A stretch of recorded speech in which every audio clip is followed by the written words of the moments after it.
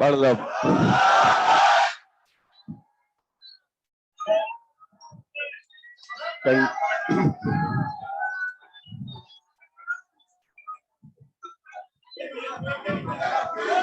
चुप।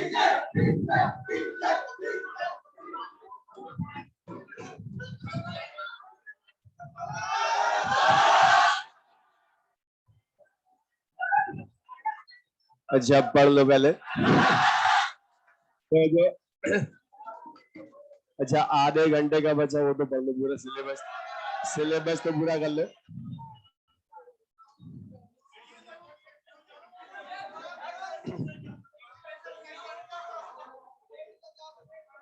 तुम एक्सप्रेशन सबके सही है अब तो पढ़ ले हम। और एग्जाम में जो पूछा होगा वही करके आओगे और जो दिया होगा वो नहीं। और गिवन का मतलब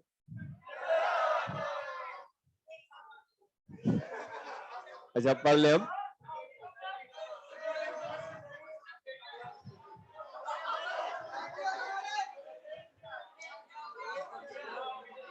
अच्छा जो गलतियां करवाई वो हम नहीं करोगे गलती, ठीक है।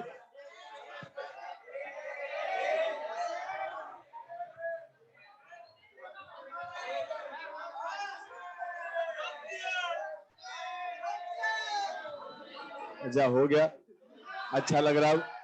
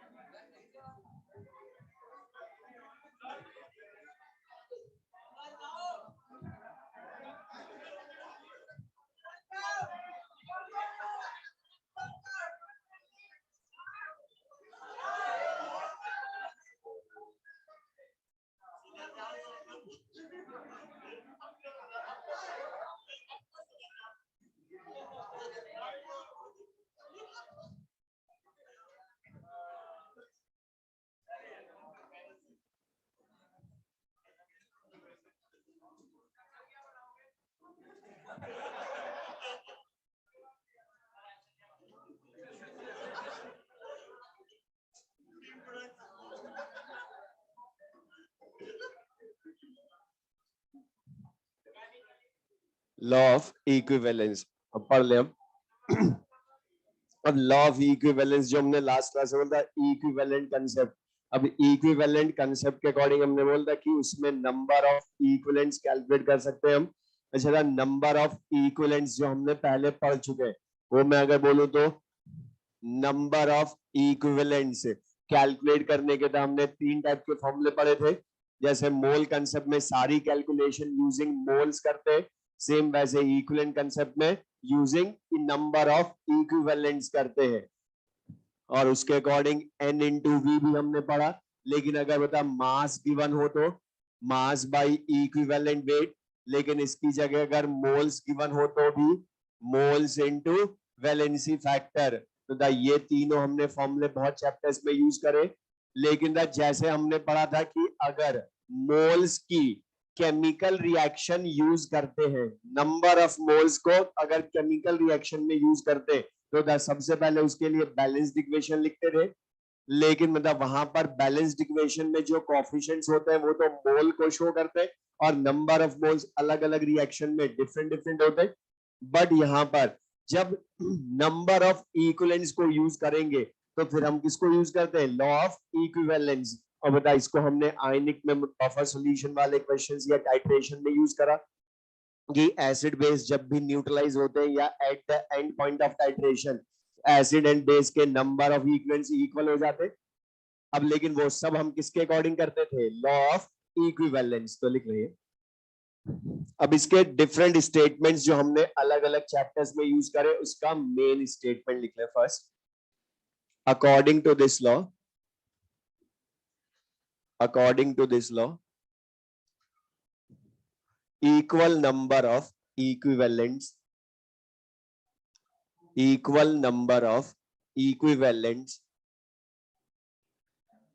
of reactants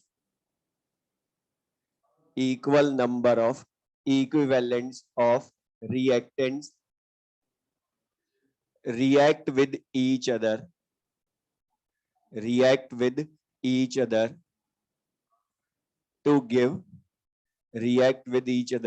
to give equal number of equivalents of products, to give equal number of equivalents of products, to give equal number of equivalents of products। अब इसका मीनिंग क्या है तो बोर्ड पर देख लें। जैसे बोलूं कोई भी जनरल रिएक्शन, इसमें हमने बोला कि equal number of equivalents of reactants react with each other to give equal number of equivalents of products. जैसे सपोज मैं बोलूं कोई बैलेंस्ड इक्वेशन है M1A plus M2B gives N1C plus N2D, इसमें A एंड B रिएक्टेंट्स है, C and D products है। अच्छा, इनकी बैलेंस्ड इक्वेशन में ये जो कोएफिशिएंट्स है M1 M2 N1 N2 ये नंबर ऑफ इक्विवेलेंट्स को शो करते हैं मोल को। और बता मोल इन चारों के सेम रिएक्शन कर रहे हैं क्या? ए के M1 मोल रिएक्शन करेंगे तो B के M2 मोल रिएक्शन करेंगे, C एंड D के अलग अलग N1 N2 मोल प्रोड्यूस होंगे। लेकिन हमने क्या लिखा, लिख ले बोल पर से, जितने इक्विवेलेंट्स ए के रिएक्शन करेंगे उतने ही इक्विवेलेंट्स बी के भी करेंगे, उतने ही इक्विवेलेंट्स अकेले सी अकेले डी के भी प्रोड्यूस होंगे। मतलब बता यहाँ पर हमने रिएक्टेंट के नंबर ऑफ इक्विवेलेंट्स का सम प्रोडक्ट के इक्विवेलेंट्स के सम के इक्वल बोला, या हर रिएक्टेंट प्रोडक्ट के लिए अलग अलग इक्वल है, इंडिविजुअल इक्वल है। मतलब ए के जितना इक्विवेलेंट्स रिएक्शन करेंगे उतना ही बी के भी करेंगे और उतने ही सी या डी के भी प्रोड्यूस होंगे। और बता इसको हमने यूज भी करा लॉ ऑफ इक्विवेलेंस को। अच्छा, हमने बता जब भी एसिड बेस न्यूट्रलाइजेशन में बोला या बफर वाले क्वेश्चंस में तो बोला सबसे पहले नंबर ऑफ इक्विवेलेंट्स फाइंड करो।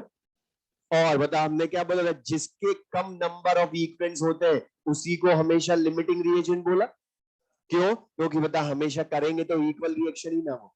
अगर मान लो ए के 8 होते और बी के 6 ही होते तो बता 6 बी के इक्विवेलेंट्स ए के भी 6 से ही रिएक्शन करते, तो बता जो ज्यादा होता वही बचता। क्यों? अब लेकिन ये इक्विवेलेंट्स इक्वल क्यों आते हैं? यूज इसको बहुत करा तुमने रेडॉक्स रिएक्शंस में भी, कि ऑक्सीडाइजिंग एजेंट रिड्यूसिंग एजेंट के नंबर ऑफ इक्विवेलेंट्स इक्वल, लेकिन डायरेक्ट इक्वल क्यों कर देते थे? जबकि बताओ उनके मोल सबके अलग अलग। जैसे मैं बैलेंस्ड इक्वेशन ही बोलूं समझाने के लिए, एग्जांपल 3BaCl2 लिख भी लेना, ये 3BaCl2 plus 2Na3PO4 gives Ba3PO4 whole twice plus 6NaCl। मतलब बता यहाँ पर बैलेंस्ड इक्वेशन में इन सबके मोल इक्वल है क्या? ये क्या शो कर रही है बैलेंस्ड इक्वेशन कि 3 मोल BaCl2 completely reacts with 2 mole sodium phosphate to give 1 mole barium phosphate and 6 mole NaCl। मतलब बता तीनों के चारों के मोल इंडिविजुअली इक्वल या डिफरेंट? डिफरेंट। लेकिन हमने क्या बोला, फिर भी इनके इक्विवेलेंट्स इक्वल ही रिएक्शन करेंगे। कैसे? अच्छा, चारों के मैं तुमसे पूछूं नंबर ऑफ इक्विवेलेंट्स फाइंड करें तो चारों के मोल हमारे पास है ना, इनटू वैलेंसी फैक्टर कर दूं चारों का अलग अलग तो नंबर ऑफ इक्विवेलेंट्स आ जाएंगे।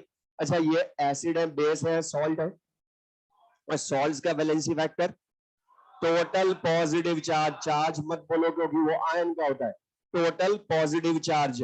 अब यहाँ पे बता BaCl2 जो है ये अकेला बेरियम आयन देगा ना एक ही, तो टोटल पॉजिटिव चार्ज 2 ही हुआ, तो इसके नंबर ऑफ इक्विवेलेंट्स लाए तो मोल इनटू वैलेंसी फैक्टर, बता कितने इक्विवेलेंट्स हो गए? 6 इक्विवेलेंट्स हुए।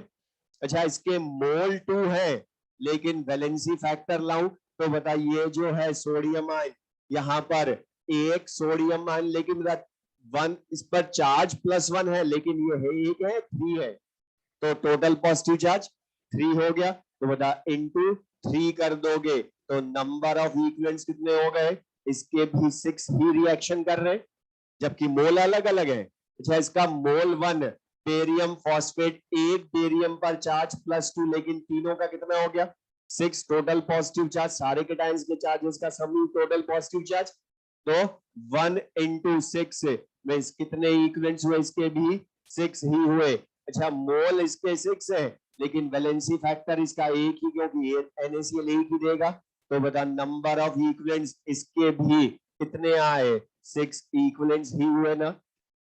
तो बता मोल सबके अलग अलग लेकिन नंबर ऑफ इक्विवेलेंट्स तो इक्वल, अलग अलग इंडिविजुअली इक्वल है ना, कि जितना BaCl2 के कर रहे हैं उतने ही Na3PO4 के कर रहे हैं, उतने ही बेरियम फॉस्फेट के प्रोड्यूस हुए, उतने ही NaCl के प्रोड्यूस हुए, मतलब इंडिविजुअली इक्वल। तो बता अगर 6 इक्विवेलेंट्स इनके आपस में 6 से रिएक्शन करते तो 1 कितने से करेगा बताओ, 1 से करेगा। तो बता चाहे मैं बैलेंस्ड इक्वेशन लिखूं लॉ ऑफ इक्विवेलेंस को यूज करने में या डायरेक्ट कर लूं, कोई फर्क पड़ेगा क्या, बता लिख भी बैलेंस्ड इक्वेशन तो भी तो इक्वल ही आए, इसलिए तो डायरेक्ट यूज कर लेते तुम। रेडॉक्स रिएक्शन में ऑक्सीडाइजिंग एजेंट रिड्यूसिंग एजेंट की तुम कोई इक्वेशन नहीं लिखते थे, डायरेक्ट लॉ ऑफ इक्विवेलेंस के according number of equivalence equal कर देते थे। क्यों, क्योंकि करेंगे तो हमेशा इक्वल ही वो रिएक्शन।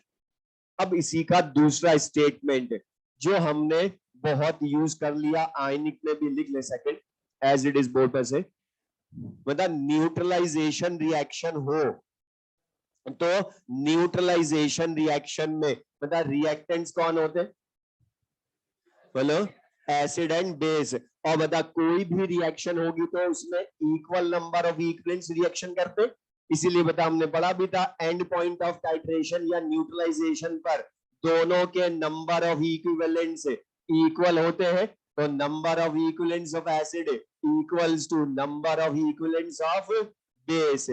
तो बता अगर तुमसे मैं कभी भी क्वेश्चन पूछे कहीं भी लिखा हो न्यूट्रलाइजेशन रिएक्शन के लिए कैलकुलेशन करें, तो बता डायरेक्ट दोनों के नंबर ऑफ इक्विवेलेंट्स इक्वल करो, लेकिन अब ये रट मत लेना कि हमेशा N1V1 इक्वल्स टू N2V2 ही करना है, वो तो यहां था भी N और V, लेकिन बता W ऐसा एसिड की नॉर्मेलिटी वॉल्यूम दे दूं तो N × V कर दोगे, लेकिन बेस के लिए मास दूं तो W/E से ले आओगे, या मोल दे दूं तो मोल इंटू वैलेंसी फैक्टर करने इक्विवेलेंस इक्वल एक ले सबको। इसी तरह से थर्ड स्टेटमेंट जो हमने इसका यूज करा था कोलराउश लॉ में इलेक्ट्रोकेमिस्ट्री में, अब वो कैसे किया था बता रहा हूं, तो लिख ले in a compound AXBY, in a compound AXBY, AXBY मतलब इलेक्ट्रोलाइट मान लो। और बता हमने पढ़ा जो जनरल फॉर्मूले में पहले होता है उसको केटायन बोलते हो, जो बाद में होता है उसको एनायन। तो A केटायन होगा B एनायन, लेकिन नंबर ऑफ आयंस कितने हैं X एंड Y, लेकिन इनके नंबर ऑफ इक्विवेलेंट से जितने नंबर ऑफ इक्विवेलेंट से अकेले AXBY के होंगे उतने ही नंबर ऑफ इक्विवेलेंट से अकेले A के भी होंगे और उतने ही नंबर ऑफ इक्विवेलेंट्स अकेले B के भी होंगे। मतलब बता एनायन या केटायन या पूरे इलेक्ट्रोलाइट के नंबर ऑफ इक्विवेलेंट्स इक्वल होते हैं, मतलब जितने इक्विवेलेंट्स पूरे इलेक्ट्रोलाइट के होंगे उतने ही इंडिविजुअली केटायन एनायन के होंगे। तो जैसे एग्जांपल ही बोल दूं मैं H2SO4, तो बताइए H2SO4 जो है ये AXBY हो गया ना, A कौन है यहाँ H+ आयन, B कौन हो गया सल्फेट आयन। अब इनके नंबर ऑफ आयंस अलग अलग है ना, H2SO4 जब ब्रेक होगा तो बता इसका 1 मोल H2SO4 2 मोल H+ आयन देगा और 1 मोल ही सल्फेट आयन देगा। तो बता दोनों के नंबर ऑफ मोल्स इक्वल या डिफरेंट, बोलो 1 मोल H2SO4 dissociates to give 2 mole H+ ion and 1 mole sulphate ion, मतलब मोल इक्वल है या डिफरेंट। लेकिन मैं पूछूं नंबर ऑफ इक्विवेलेंट्स लाए तीनों के अलग अलग, तो बता ला सकते हो मोल इनटू वैलेंसी फैक्टर कितना है इसका 2, तो कितने इक्विवेलेंट्स हो गए H2SO4 एसिड की बेसिसिटी। अच्छा ये दोनों तो आयन है ना, और आयन का वैलेंसी फैक्टर उन पर प्रेजेंट चार्ज होता है, तो बता कितने इक्विवेलेंस आए।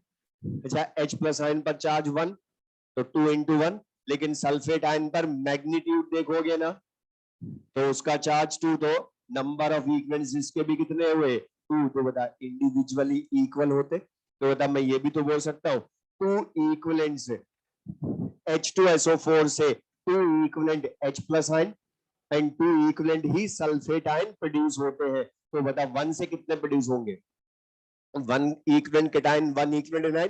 तभी तो बता हमने कोलराश लॉ में जब बोला था इनफाइनाइट डाइल्यूशन पर इक्विवेलेंट कंडक्टिविटी ऑफ AX/BY, तो बता डायरेक्ट केटायन एनायन की इक्विवेलेंट कंडक्टिविटीज का सम कर देते थे ना, तो बता यही तो करा था हमने लॉ ऑफ इक्विवेलेंस यूज हो, तो मतलब मीनिंग समझ में आए तो बता यूज कर लेंगे ये। अब लेकिन सबसे इंपॉर्टेंट चीज, कुछ स्टूडेंट्स को बाद में कंफ्यूजन होता है कि हमें पता ही नहीं चलता लॉ ऑफ इक्विवेलेंस कब यूज करना है कब नहीं करना है। क्यों? क्योंकि बता तुमने बचपन से जब भी कोई केमिकल रिएक्शन के लिए कैलकुलेशन करी तो बता हमेशा उसमें बैलेंस्ड इक्वेशन लिखकर स्टोइकियोमेट्री को यूज किया ना, तो ये फिर लॉ ऑफ इक्विवेलेंस कब यूज करेंगे। तो सबसे सिंपल चीज बोलो, एक तो रेडॉक्स रिएक्शन हो तो लॉ ऑफ इक्विवेलेंस से करना कैलकुलेशन जल्दी होती है, दूसरा एसिड बेस न्यूट्रलाइजेशन हो तो भी लॉ ऑफ इक्विवेलेंस से जल्दी, और थर्ड जब तुम बैलेंस्ड इक्वेशन लिख ही ना पाओ, तुम्हें आए ही नहीं बैलेंस्ड इक्वेशन लिखना, तो स्टोइकियोमेट्री करोगे कैसे यूज। उसके लिए तो सबसे पहले बैलेंस्ड इक्वेशन इज मस्ट, और बैलेंस्ड इक्वेशन तुम्हें आती नहीं हो तो लिखोगे कैसे, तो फिर लॉ ऑफ इक्विवेलेंस कर सकते हो यूज। अच्छा ना भी आती हो तो भी उनके रिएक्टेंट जो भी होंगे उनके नंबर ऑफ इक्विवेलेंस तो इक्वल ही करेंगे ना, और रिएक्टेंट के भी इक्वल कर सकते हो, तो बताइए एक रिएक्टेंट से एक प्रोडक्ट के भी तो इक्वल कर सकते हो।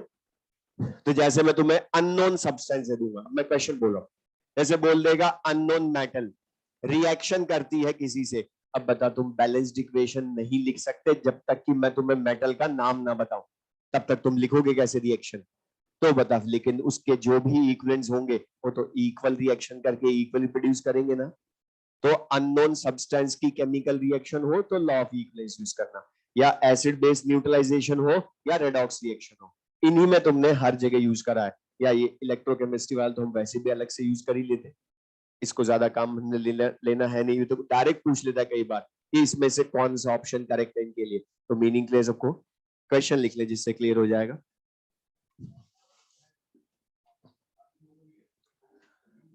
how much volume of volume of how much volume of 1 m NaOH solution, how much volume of 1 m NaOH solution must be mixed with बोल पास एक ले 12 ग्राम NaH2PO4, 12 gram NaH2PO4 to convert it into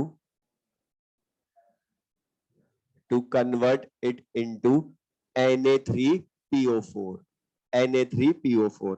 अब इसमें रुक जा, सुन लो, ये वाला जो क्वेश्चन है मैं आयनिक इक्विलिब्रियम में भी करवा सकता था, अब वहां पर भी बस हमने लॉ ऑफ इक्विवेलेंस अलग से नहीं पाया, इसलिए बताया नहीं था, लेकिन बोर्ड पर देख ले पहले इस क्वेश्चन में ना तुमसे बोला क्या है, अब यहाँ क्या बोला था NaOH सॉल्यूशन का कितना वॉल्यूम मिक्स करे, तो बता पहली चीज ये NaOH एसिड या बेस, अच्छा था ये NaH2PO4 जो इसमें मिक्स कर रहे हो, बता ये एसिड है बेस है सॉल्ट है, अच्छा नॉर्मल या एसिडिक, तो एसिडिक सॉल्ट, वेरी गुड, क्यों, क्योंकि बता ये H3PO4 से बना है ना, और PO4 में बता तीनों रिप्लेसेबल होते हैं, अच्छा इसमें रिप्लेस किए कितने ये भी बताया उसने क्वेश्चन में, रिएक्शन में रिप्लेस कर कितने रहा क्या लिखा है, इसको कन्वर्ट किसमें करना है Na3PO4, मतलब बता इसके दोनों हाइड्रोजन रिप्लेस हुए, तो यहां पर एक चीज ध्यान रखना ये वाली चीज कि जो एसिड की बेसिसिटी होती है वैलेंसी फैक्टर, सेम वैसे एसिडिक सॉल्ट की वैलेंसी फैक्टर भी रिप्लेसेबल H प्लस आयन होते हैं, वो हम टोटल पॉजिटिव चार्ज नहीं देखते इसमें, एसिडिक सॉल्ट में रिप्लेसेबल H प्लस आयन कितने या बेसिक सॉल्ट में रिप्लेसेबल OH आयन कितने हैं। तो बता, इसका वैलेंसी फैक्टर भी हो गया। अच्छा, लेकिन था ये एसिडिक सॉल्ट, मतलब इसमें रिप्लेसेबल H+ आयन है, मतलब ये एसिड ही हो गया ना एक तरह से। और बता, एसिड बेस को मिक्स करोगे तो न्यूट्रलाइजेशन होगा। और अभी बोला था न्यूट्रलाइजेशन का क्वेश्चन हो तो लॉ ऑफ इक्विवेलेंस करना, बैलेंस्ड इक्वेशन लिख सकता हूं मैं, लेकिन लिखेंगे वो लेंदी हो जाएगा क्वेश्चन। तो एसिड बेस न्यूट्रलाइजेशन के लिए नंबर ऑफ इक्वेलेंस इक्वल कर दो, तो लिख ले। तो बता करना क्या बचता, equivalence of NaOH equals to equivalence of NaH2PO4। अच्छा बता, नंबर ऑफ इक्वेलेंस लाने के लिए NaOH के लिए N इंटू V यूज करोगे, लेकिन बता NaH2PO4 के लिए मास गिवन है इसलिए W/E करूंगा यूज। अच्छा बता, ये एटम है या मॉलिक्यूल, NaH2PO4 का इक्विवेलेंट वेट तो हमें लाना पड़ेगा ना। तो बता कैसे लाओगे उसका, molecular weight by valency factor. तो इसने ये लाइन क्यों लिखी कि NaH2PO4 कन्वर्ट किसमें होता है, तभी तो बता तुम्हें इसका रिप्लेसेबल H+ आयन मिले तो वैलेंसी फैक्टर मिला ना इसका। तो यहाँ पर इक्विवेलेंस ऑफ NaOH, अच्छा मोलैरिटी 1 है, वैलेंसी फैक्टर भी उसका 1, वॉल्यूम हमने लाना है। अच्छा, मास की वैल्यू कितनी गिवन है, 12 gram. Equivalent weight sum of atomic masses से मॉलिक्यूलर वेट लाओगे 120 अपॉन वैलेंसी फैक्टर 2, तो वॉल्यूम विल बी 1/5 लीटर या 0.2 लीटर, या आंसर मिलीलीटर में हो तो 200 मिलीलीटर। तो सिंपल सा क्वेश्चन। तो लॉ ऑफ इक्विवेलेंस को यूज कर सकते हो, और ये ध्यान रहेगा एसिड बेस न्यूट्रलाइजेशन हो तो इसी से करो, कैलकुलेशन इजी होगी, कर लेंगे।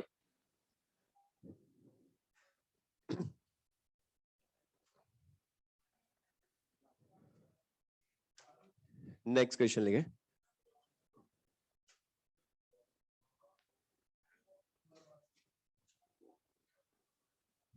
लिख लें question, how much mass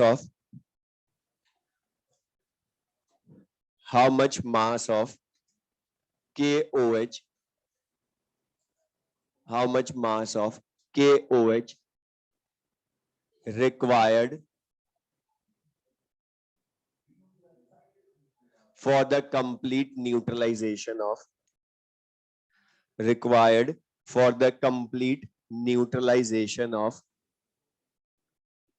4.9 gram H2SO4, 4.9 gram H2SO4।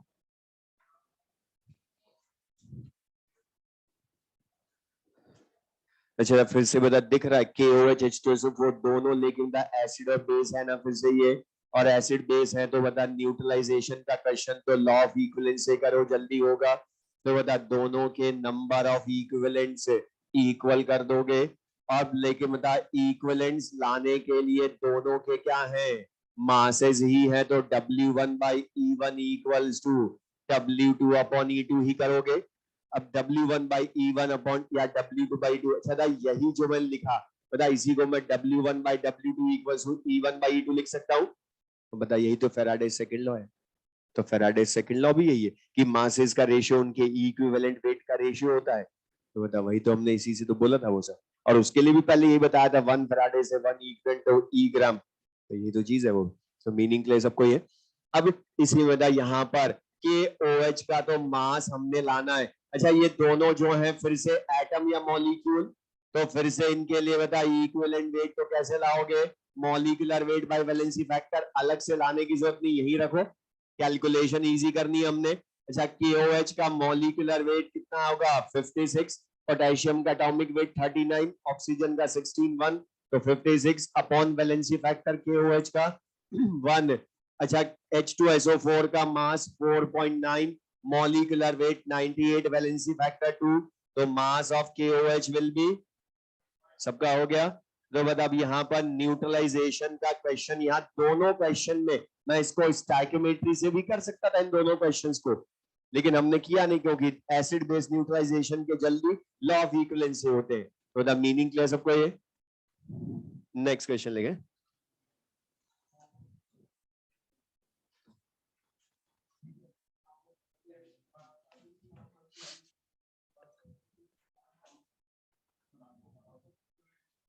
in a metal oxide, in a metal chloride, sorry, in a metal chloride,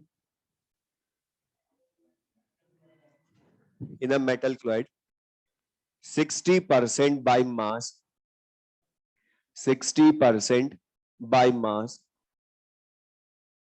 metal is present. 60% by mass, metal is present. Find equivalent weight of metal. Find equivalent weight of metal. अब यहां बता, इसमें पहले तो मुझे question सुन ले, इसमें ये वाले क्वेश्चन भी मिल जाते हैं कई बार कंपटीशन में। इसने था क्या लिखा है, मेटल क्लोराइड, लेकिन बता मेटल का नेम पता है क्या? तो बता, मैं इसको स्टाइकियोमेट्री से कर ही नहीं सकता। तो अच्छा, इसका 60% बाय मास है, इसका मीनिंग क्या है? हमने पढ़ा लास्ट क्लास में, क्या मीनिंग हो गया इसका कि 60 gram metal is present in 100 gram metal chloride, क्योंकि कंपाउंड कौन है, मेटल क्लोराइड। तो 100 ग्राम मेटल क्लोराइड में 60 ग्राम मेटल है। तो बताओ, अब इस तरह के क्वेश्चंस जब भी हो, अननोन मेटल का इक्विवेलेंट वेट पूछे या कुछ और पूछे, तो इनकी रफ अनबैलेंस्ड इक्वेशन लिख लो। रफ इक्वेशन, एग्जैक्ट नहीं है वो। अच्छा, ये मेटल क्लोराइड जब बना होगा तो मेटल ने क्लोरीन से रिएक्शन की होगी, तभी मेटल क्लोराइड बना होगा ना। तो इस तरह के क्वेश्चंस में बता, रिएक्टेंट्स कौन होंगे, मेटल और क्लोरीन होंगे, मेटल एंड क्लोरीन। अच्छा, मेटल का मास कितना है, 60 ग्राम, मेटल क्लोराइड का 100 ग्राम। तो बता, क्लोरीन कितने ग्राम रिएक्शन करेगा? Law of conservation of mass, या डायरेक्ट भी सोच सकते थे, बता मेटल उसमें 60% है तो 40% कौन होगी, क्लोरीन, क्लोराइड नहीं, क्लोरीन। बता, क्लोरीन होगी 40%, या बता law of conservation of mass, जितना रिएक्शन करेंगे मासेस उतना तो प्रोडक्ट बनेगा। तो बता, mass of chlorine will be 100 minus 60 means 40 gram chlorine. अब बता, ये दोनों रिएक्टेंट है, हमें नहीं पता मेटल का नाम क्या है, लेकिन बता इनके नंबर ऑफ इक्विवेलेंट्स तो इक्वल रिएक्शन करेंगे ना। तो equivalents of metal equals to equivalents of chlorine, यही करोगे। तो मेटल का मास पता है, इक्विवेलेंट वेट लाना है। अच्छा, क्लोरीन का मास पता है, अच्छा क्लोरीन का इक्विवेलेंट वेट जो डेफिनेशन में लिखा था वही उनके इक्विवेलेंट वेट है। ऑक्सीजन का 8, हाइड्रोजन का, क्लोरीन का 35.5, सिल्वर का 108। डायरेक्ट पुट करोगे उनको कहीं भी मिले तो, और सॉल्व करोगे तो 53.25 आंसर। तो बता, अब तुम इसको स्टाइकियोमेट्री से तो वैसे भी नहीं कर सकते, लेकिन लॉ ऑफ इक्विवेलेंस से कैलकुलेशन इजी। अच्छा, मैं इसमें डायरेक्ट वर्बली चेंज बोल रहा हूं, तुम मुझे बताना। अच्छा, इसी क्वेश्चन में मैं बोल देता मेटल क्लोराइड, अब मैं चेंज बता रहा हूं बस, इसी क्वेश्चन में क्या करता, मेटल क्लोराइड की जगह मेटल ऑक्साइड बोलता तो बताइए ऑक्सीजन का मास हो जाता फिर, लेकिन इक्विवेलेंट वेट 8, आंसर बदल जाता फिर।